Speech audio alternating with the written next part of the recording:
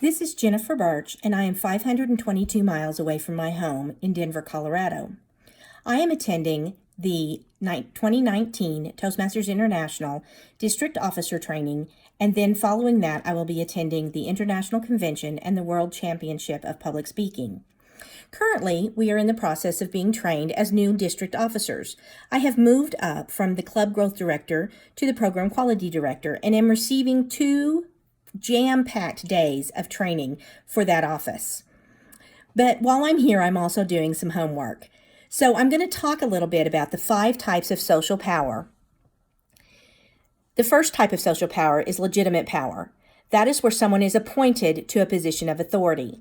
Toastmasters International has an appointed and fully paid CEO, Daniel Rex. He's a highly respected Toastmaster, and he has been the CEO for many years. The second type of power is coercive power. You don't really see coercive power in Toastmasters International because we are a mostly volunteer organization where people pay dues to join, and we don't have to be coerced to do that. Coercive power is usually seen in law enforcement, classrooms, places where someone has the authority to punish someone else. Parents can have coercive power. The third type of power is reward power. That is where someone can give people things that they want or take away those same things that they want. Bill Gates and his philanthropic giving might be considered a type of reward power because he makes people apply for that money and then he grants it to them. The fourth type of social power is expert power.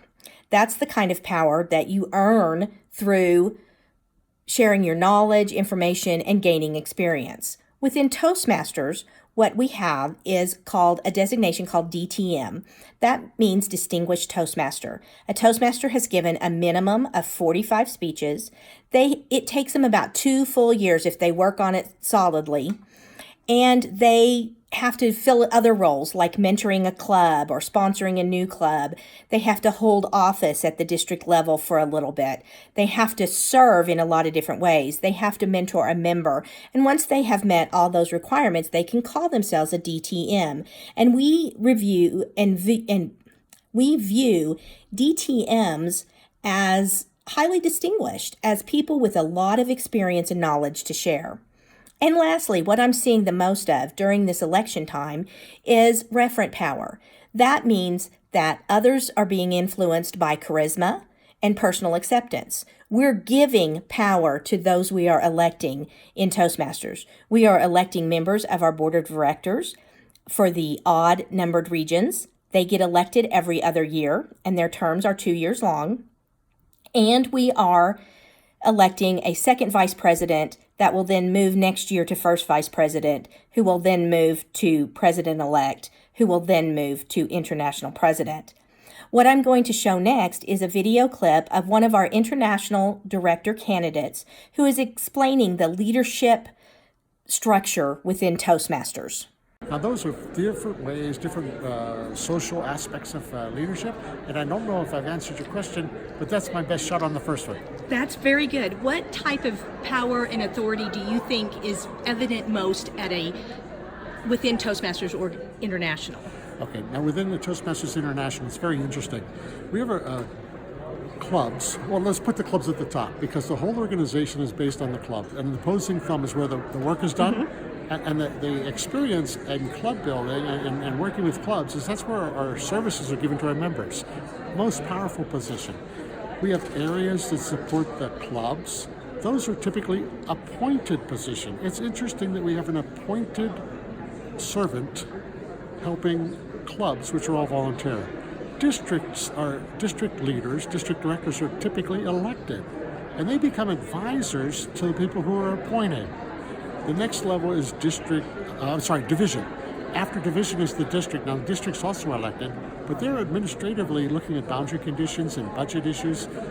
So that relationship varies based upon were you appointed or are you elected? Do you have a broad responsibility or do you have a direct responsibility? Are you leading directly by influencing those clubs and members, or are you leading indirectly through other levels of the leaders?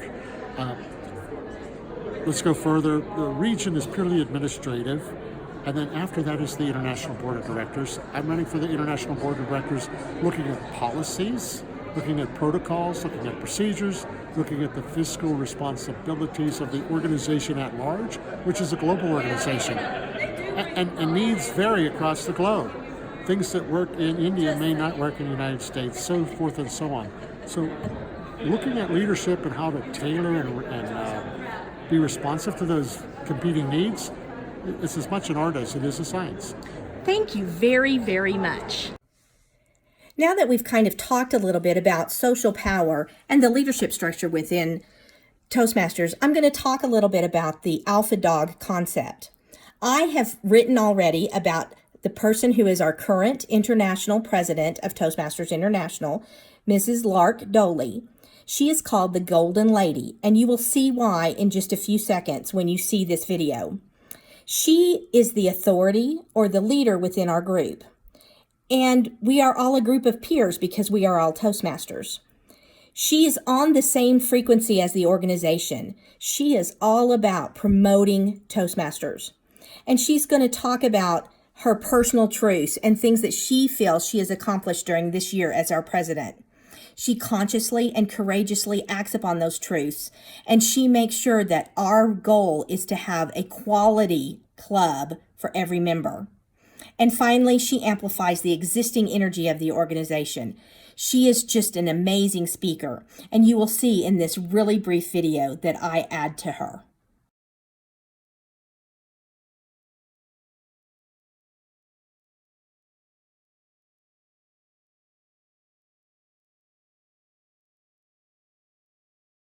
Started. Okay. This year has been a golden year of change for our organization. We have encountered different challenges this year. We have implemented a whole new educational program called Pathways, and we have encountered some difficulties in the user interface.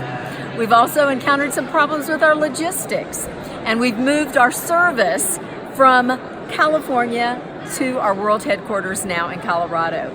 It's been a year of change, and what I have found is that change creates challenges, but challenges are opportunities for leadership. And so I have had a golden year of challenges that have led to opportunities. What I'm looking forward to next year is I believe that we have laid the foundation for next year to be a hugely successful year. And I plan to be the cheerleader cheering us on to golden success in 2019-2020. Thank you very much. Now that we've seen and heard from Lark, we're going to talk about some of the pitfalls that can come from being an alpha leader or from having alpha leadership. The first one is failing to be self-reflectant and to own responsibility of your own actions before you blame others. Our current district director in Oklahoma believes that these two actions, self-reflection and owning responsibility and being humble, are very, very important. And she's going to talk about one of her philosophies that exemplifies this pitfall that she is certainly going to be avoiding in the future. Ready? Okay, go. One of the first things to remember as a leader is good news always goes out downward. Bad news only goes up. If you have an issue with somebody, do not go and talk to somebody below them. Don't talk to your members. Take that up to your area director, to your division director, to the trio. Only take the good, positive news downward. If you have an issue with me as your district director, come and address me. Talk to me. Because if I have an issue with you, I promise you, I'm going to come and talk to you too. But remember the key. Good news always goes down. Bad news only goes up. You catch more flies with honey than with vinegar. Another pitfall that might be something that an alpha dog needs to kind of watch out for is they being more concerned with themselves, with their own political power, with their own individual power. And our club growth director, Kathleen O'Toole has a comment that she uses all the time that can help an alpha leader prevent this, and we're going to hear from her in the next clip. Can we get a picture? Tell me what I have that to say means. my name or something like No, that? just tell me what it means. Oh yeah, together, everybody, like you did for your campaign. I believe together we are better. We're strong and we're focused. However, when we come together, we just do a better job. So many times we want to go out and fight our own path. And if you take a friend with you, it's a lot easier. We are stronger, we are better if we are together. Perfect. The last pitfall to be avoided when you're looking at alpha leadership is refusing to accept or admit mistakes. And that's something that, as a trio of district leaders, we have determined that we're human beings and we are going to make mistakes. And when they happen, we're just going to have to accept them, take responsibility for them, figure out what we have learned from those mistakes, and then move on.